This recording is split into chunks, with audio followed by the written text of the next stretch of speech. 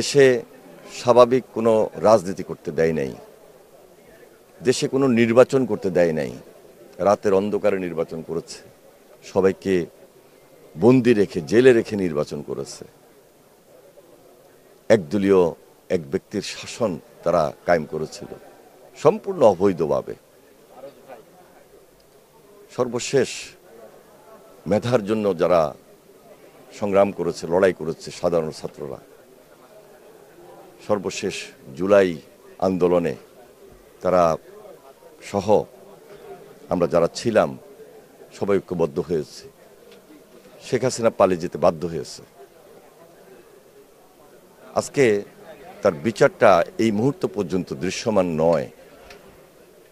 এটা আমাদের প্রত্যাশার জায়গা থেকে এত দাবি, জনগণের দাবি যে শেখ হাসিনার বিচার খুব জরুরি, খুব দৃশ্যমান হওয়া দরকার, দ্রুত হওয়া দরকার। আরেকদিকে এই যে সংস্কার চলছে, সংস্কারের কাজ আমরা লক্ষ্য করছি, দেখছি।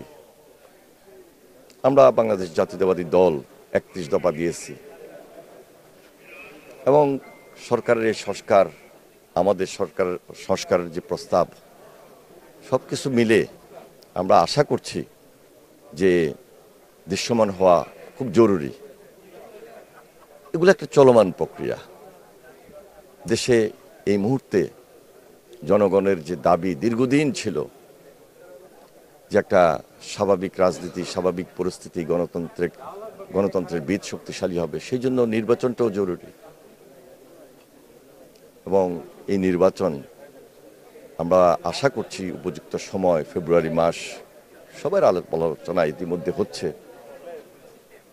মতভেদ থাকতে পারে, প্রতিযোগিতা থাকবে, কিন্তু কোনো প্রতিহিংসা বা বৃহত্তর স্বার্থকে প্রাধান্য রেখে লক্ষ্যে পৌঁছার জন্য আমাদেরকে সুদৃঢ় ঐক্য প্রতিষ্ঠা করতে হবে।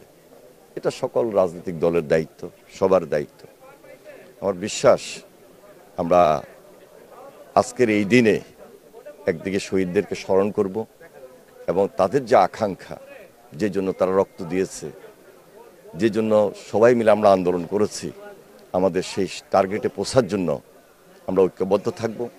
দেশটাকে নতুন করে নির্মাণ করব, সুন্দর বাংলাদেশ হবে। এটাই আমাদের প্রত্যাশার জায়গা থেকে খুব স্পিডলি দায়িত্ব নিয়ে ঐক্যবদ্ধভাবে সবাই মিলে কাজ করতে চাই এবং করবে ইনশাল্লাহ।